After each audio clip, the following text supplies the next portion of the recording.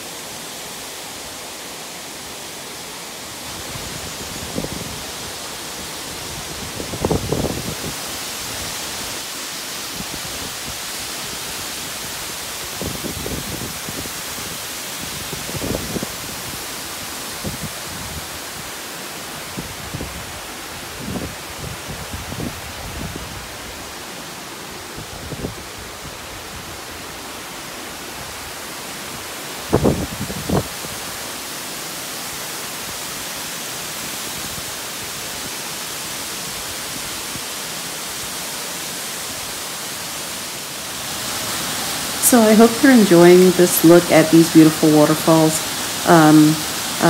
After my Camino del Norte in 2019, I really had to sit down and like reflect back on how I did the journey considering all of my injuries. And this was like just the perfect place. So I really hope that you enjoyed looking at it. Here's the next waterfall. Okay, so here's another waterfall for you. It's actually called Calderas do Rio Castro. Calderas do Rio Castro. And it's not far from Muxia, and it's really beautiful. There's a little parking area, and then you just walk a short way, maybe 10-15 minutes down, and you have to go down some wooden steps down to the bottom of this little canyon. I first went there one day, and then I knew my friends were finishing their Camino as well, and so they stayed with me, and then I took them to the waterfall the following day. So really peaceful area. As you can see, the waterfall is really beautiful, and it's a nice place to relax.